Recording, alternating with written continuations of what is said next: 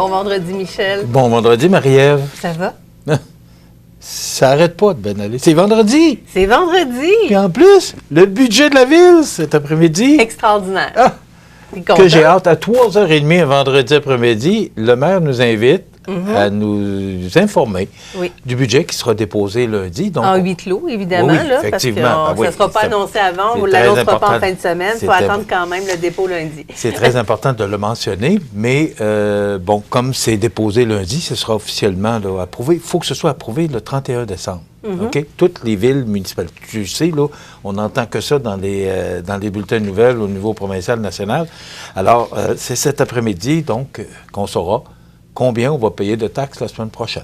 Et on peut l'année prochaine. L'année prochaine. Mais aussi le budget de la ville. Oui. Alors, au grand complet, c'est pas juste une question d'augmentation de taxes, c'est revenus, dépenses et ce qui va rester en bas de la ligne, comme une toute bonne entreprise. Et voilà. On va vous en reparler mardi. Oui. Parce qu'on ne peut pas en parler avant. Non. Alors, je vous le dis, là, ça va essayer caché.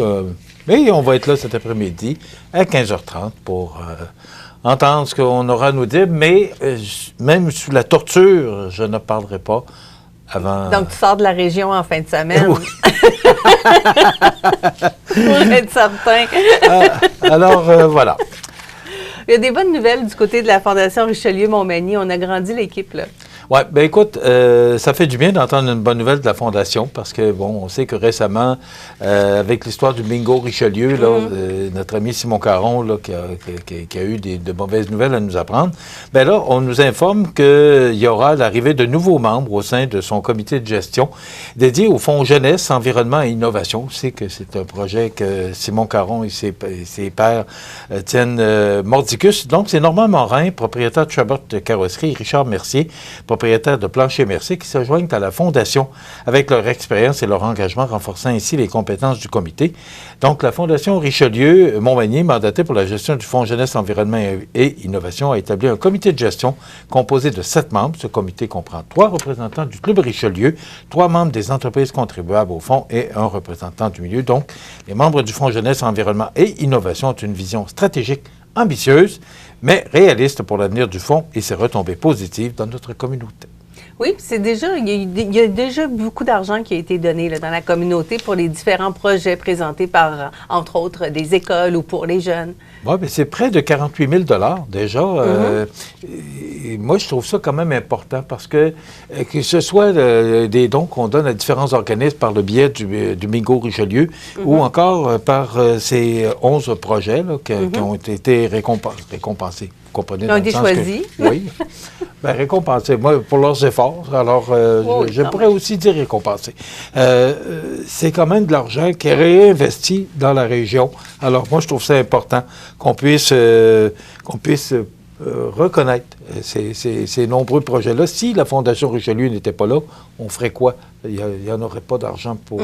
donc, je trouve ça important que ce soit reconnu. Michel, il y a déjà plus d'une semaine, Jean-Marc Jean était venu ici en entrevue, discuter avec nous justement du bilan du centre de services scolaires de la Côte-du-Sud. Oui, ça vient mêler, centre de services scolaires, centre de services de santé. Oui, c'est ça.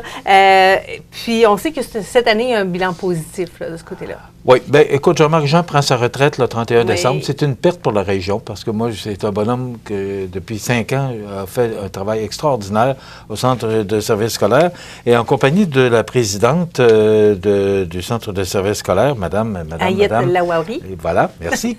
Alors, voici les réalisations parce qu'il y en a plusieurs. Le développement et la mise en œuvre du plan de relève des directions d'établissement, le renouvellement du plan d'engagement vers la réussite conjointement avec le comité de pilotage, l'ensemble des directions d'établissement, le comité d'engagement vers la réussite des élèves et le CA et l'élaboration d'un projet pilote en francisation, l'expérimentation d'une plateforme permettant aux élèves de réaliser des épreuves en ligne et l'accompagnement pour la mise en place de laboratoires créatifs dans 2 écoles secondaires. Les fameux Fab Labs. Oui. La mise en chantier de la construction de 2 nouvelles écoles primaires, soit l'école primaire des Rayons de Soleil à Saint-Damien et celle de Saint-Charles-de-Bellechasse au printemps 2023. Travaux d'agrandissement et de mise aux normes à l'école Saint-Joseph et à l'école Saint-Thomas qui ont été réalisés un investissement de plus de 5 millions de dollars. Ça, là, c'est cours de la dernière année. C'est pas rien. Non, non, Alors, on a travaillé fort. Oui, alors moi, je suis triste de voir partir M. Jean, mais déjà, la nouvelle directrice a été nommée. Il prendra la place à partir de janvier 2024. Donc, on va lui souhaiter un bon succès, mais là, de grands souliers à chausser. Oui, puis aujourd'hui, il ne faut pas l'oublier, c'était retour à l'école aussi pour les petits, pour les enfants, pour les étudiants. Ça n'a pas dû être facile, revenir à l'école un vendredi. Pas facile pour les professeurs non plus, j'imagine, revenir à l'école à quelques jours de Noël un vendredi. Bon, Marie-Ève, tu apportes un bon point parce que je l'ai mentionné, je me rendais au bureau avec ma conjointe, puis je me disais, regarde, les jeunes, ça ne doit pas le tenter bien après une semaine, là, vendredi matin. Ça n'aurait pas été mieux lundi, mais quand même, l'école qui recommence aujourd'hui pour presque la moitié du Québec, parce qu'on sait que la FAE demeure, en grève parce que c'est illimitée. plus vers l'ouest, qui demeure en grève. Donc, beaucoup d'étudiants qui retournent à l'école aujourd'hui. Mais j'ai monsieur Legault qui a dit que le conflit, ou espérait que les jeunes rentrent à l'école lundi, j'ai l'impression que son vœu ne sera pas exaucé. Non, du moins, il faudrait que ça change. Selon la présidente de la FAE, il faudrait que ça change beaucoup pour que ça se passe. Ça va être une grosse fin de semaine. On va suivre ça pour vous, c'est sûr. Que je vous souhaite très bonne à vous, Mme Lamonde, et à toutes les personnes qui nous regardent. Merci, Michel. Alors, lundi à l'émission, parce que oui, l'émission se poursuit la semaine prochaine. Chronique avec Atelier de décor. Merci, on va parler de l'habillage de lit et des idées cadeaux, parce qu'on est en pleine période des fêtes. Et aussi, le Centre Yvon Mercier, on va discuter avec Diane Allard. C'est votre rendez-vous. Donc, d'ici là, on vous souhaite une belle fin de semaine en Côte-du-Sud. Au revoir.